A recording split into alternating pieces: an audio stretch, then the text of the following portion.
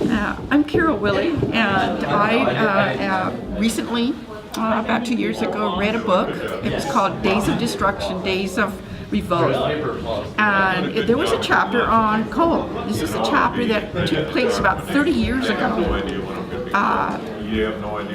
in West Virginia and Kentucky, and the fallout from mountaintop removal and the production of the transportation of coal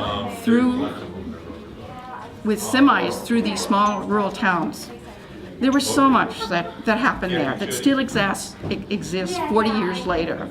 Mark, please don't do this. Thanks. And so the fallout of it is that these communities became dead communities. People moved out if they could.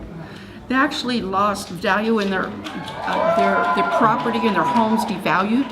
They couldn't have gardens. No fruit trees, no nut trees would produce just because of the coal dust. Their waters, their wells and their aquifers became contaminated, not usable, and they had to have bottled water.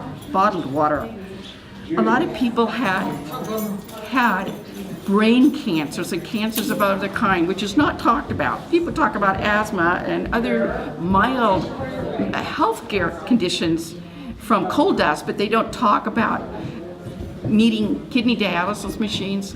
What I do remember reading is that in both West Virginia and in Kentucky, these small rural towns many of them had to have multiple, I'll rephrase this, for small rural communities, they had to have kidney dialysis units, which is unlikely, but they had kidney problems, kidney failure, kidney diseases, so they were dying of that as well.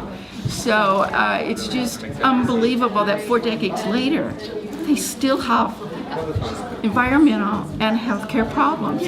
We have to assess that individual property rights, property owners are going to lose the value of their homes. Their wells are going to be contaminated. The aquifers are going to be affected if there's spills. It's just too much of a risk to take. So I encourage a lot of people to read Days of Destruction, Days of Revolt. I'm Carole Willey from Olympia.